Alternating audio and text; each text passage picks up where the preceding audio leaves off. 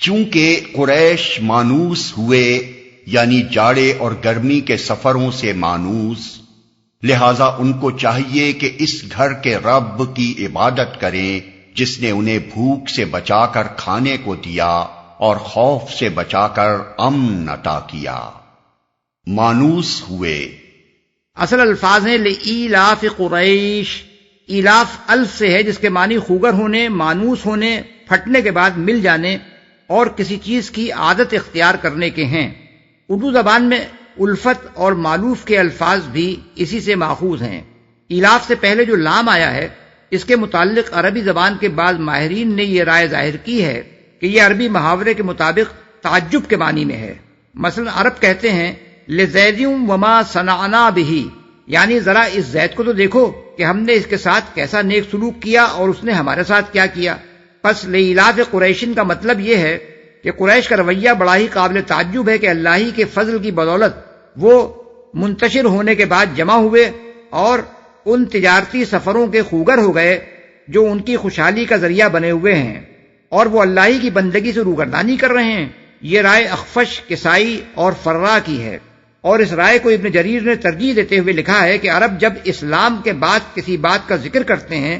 تو وہی بات یہ ظاہر کرنے کے لیے کافی سمجھی جاتی ہے کہ اس کے ہوتے جو شخص کوئی رویہ اختیار کر رہا ہے وہ قابل تعجب ہے۔ بخلاف اس کے خلیل بن احمد سیبویہ اور زمخشری کہتے ہیں کہ یہ لام تعلیل ہے اور اس کا تعلق آگے کے فقرے فَلْيَعْبُدُوا رَبَّ هَذَا الْبَيْتِ سے ہے۔ مطلب اس کا یہ ہے کہ یوں تو قریش پر اللہ کی نعمتوں کا کوئی شمار نہیں، لیکن اگر کسی اور نعمت کی بنا پر نہیں تو اسی ایک نعمت کی بنا پر وہ اللہ کی بندگی کریں کہ اس کے فضل سے وہ ان تجارتی سفروں کے خوگر ہوئے،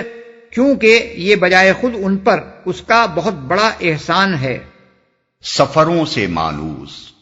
گرمی و جاڑے کے سفروں سے مراد یہ ہے کہ گرمی کے زمانے میں قریش کے تجارتی سفر شام و فلسطین کی طرف ہوتے تھے کیونکہ وہ ٹھنڈے علاقے ہیں، اور جاڑے کے زمانے میں وہ جنوب عرب کی طرف ہوتے تھے کیونکہ وہ گرم علاقے ہیں۔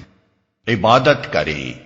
اس گھر سے مراد خانہ کعبہ ہے، اور اللہ تعالیٰ کے ارشاد کا مطلب یہ ہے کہ قریش کو یہ نعمت اسی گھر کی بدولت حاصل ہوئی ہے، اور وہ خود مانتے ہیں کہ وہ 360 بت اس کے رب نہیں ہیں جن کی یہ پوجا کر رہے ہیں، بلکہ صرف اللہ ہی اس کا رب ہے۔ اسی نے ان کو اصحاب فیل کے حملے سے بچایا، اسی سے انہوں نے ابرہہ کی فوج کے مقابلے میں مدد کی دعا کی تھی۔ اس کے گھر کی پناہ میں آنے سے پہلے جب وہ عرب میں منتشر تھے تو ان کی کوئی حیثیت نہ تھی۔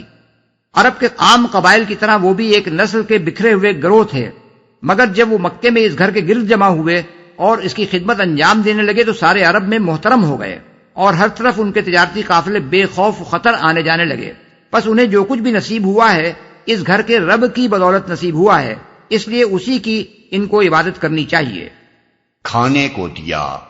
یہ اشارہ ہے اس طرف کہ مکے میں آنے سے پہلے جب قریش عرب میں منتشر تھے تو بھوکوں مر رہے تھے، یہاں آنے کے بعد ان کے لیے رزق کے دروازے کھلتے چلے گئے، اور ان کے حق میں حضرت ابراہیم علیہ السلام کی وہ دعا حرف بحرف پوری ہوئی کہ اے پروردگار، میں نے اپنی اولاد کے ایک حصے کو تیرے محترم گھر کے پاس ایک بے آب و گیاہ وادی میں لا بسایا ہے تاکہ یہ نماز قائم کریں، پس تو لوگوں کے دلوں کو ان کا مشتاق بنا اور انہیں کھانے کو پھل دے۔ سورہ ابراہیم آیت نمبر 37۔ امن عطا کیا، یعنی جس خوف سے عرب کی سرزمین میں کوئی محفوظ نہیں ہے اس سے یہ محفوظ ہیں۔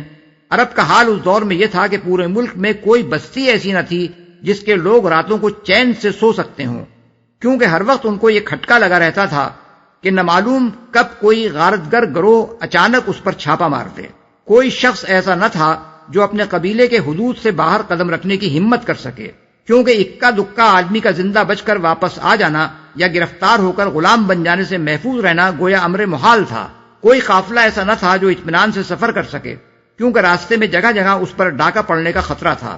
اور راستے بھر کے بااثر قبائلی سرداروں کو رشوتیں دے کر تجارتی قافلے بخیریت گزر سکتے تھے۔ لیکن قریش مکے میں بالکل محفوظ تھے، انہیں کسی دشمن کے حملے کا خطرہ نہ تھا۔ ان کے چھوٹے اور بڑے ہر طرح کے قافلے ملک کے ہر حصے میں آتے جاتے تھے۔ کوئی یہ معلوم ہو جانے کے بعد کہ قافلہ حرم کے خادموں کا ہے انہیں چھیڑنے کی جرات نہ کر سکتا تھا۔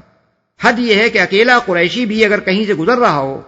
اور کوئی اس سے تعرض کرے تو صرف لفظ حرمی یا انا من حرم اللہ کہہ دینا کافی ہو جاتا تھا، یہ سنتے ہی اٹھے ہوئے ہاتھ رک جاتے تھے۔